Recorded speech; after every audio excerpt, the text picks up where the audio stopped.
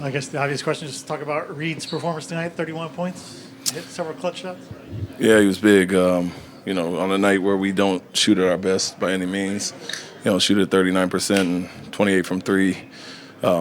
His baskets were needed, especially early, obviously late as well. But other than that last 2-3 minutes of the second quarter where it kind of got away, thought we were doing the right thing, making the right passes, weren't shooting it the best. But like I said, Reed really held us together when guys were struggling. Steph didn't have his usual game. Do you think y'all did something to him, or was he just missing shots? Yeah, I mean, our aggressiveness and physicality is always good, and we understand what he can do to a game. And so, sometimes when you are applying that type of pressure, I think guys start to rush shots when they do get some open looks, and you just try to wear them down with multiple bodies. So, respect to him for the career he's had and the scoring numbers that he has, and that's the attention you have to draw sometimes too on him, and live with some of the other shots. They made quite a few early in the first quarter, and then it kind of came back to his percentages. What do you think a win like this without KD, without Steven Adams on the road? What do you think a win like this says about your team? Yeah, that we have depth, and we play to a standard regardless of who's in or out. And you see another night like tonight where Aaron steps up. Clint has 8 offensive rebounds.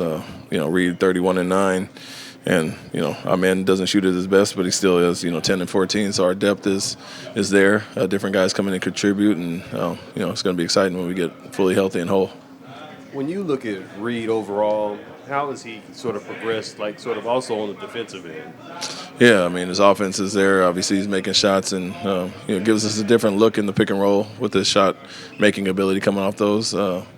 Draws the defense up, opens up for everybody else, making the right reads there. But defensively is where he's showed the most improvement overall. I think taking on the challenge, and the blow-bys are less and less. The assignments missed and little things like that, and it's just catching up with the physicality of the game. And teams are going to try to attack him at times, and what we said last year and then to start this season was just make them go east-west, and you can guard them, stay in front, and then the help will come, and he's doing a great job of that.